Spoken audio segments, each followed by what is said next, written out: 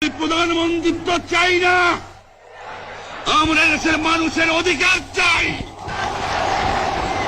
আর যদি একটা গুলি চলে, আর যদি আমার লোকের উপর হত্যা করা হয়, তোমাদের উপর কাছে আমার অনুরোধ রইল, প্রত্যেক ঘরে ঘরে দুর্গ গড়ে তোলো। তোমাদের যা কিছু আছে তাই নিয়ে শত্রুর মোকাবেলা করতে হবে, এবং জীবনের তরে রাস্তাঘাট যা যা আছে সবকিছু আমি যদি হুকুম দেবার নাও পারি, তোমরা বন্ধ করে দেবে।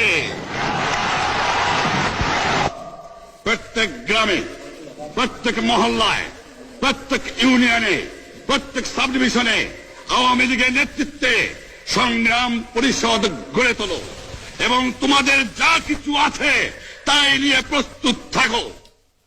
মনে রাখবা, রক্ত যখন দিয়েছি, রক্ত আরো দেব, এই দেশের মানুষকে মুক্ত করে ছাড়বো ইনশাআল্লাহ।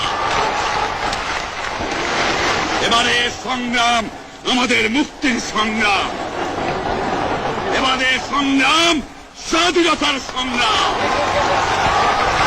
আপনারা আমার উপরে বিশ্বাস নিশ্চয়ই রাখেন। জীবনে আমার রক্তের বিনিময়েও আপনাদের সঙ্গে বেইমানি করি নাই। প্রধানমন্ত্রিত্ব দিয়ে আমাকে নিতে পারে নাই, ফাঁসি কাস্টে আসামি দিয়ে আমাকে নিতে পারে নাই। যে রক্ত দিয়ে আপনারা আমার একদিন জেল থেকে বার করে নিয়ে এসেছিলেন, এই রেসকোর্স ময়দানে আমি বলেছিলাম আমার রক্ত দিয়ে আমি রক্তের ঋণ শোধ করবো, মনে আছে? আমি রক্ত তোমার জন্য প্রস্তুত। আমাদের মিটিং এইখানেই শেষ। আসসালামু আলাইকুম। জয় বাংলা। বাঙালি হাত ধরো।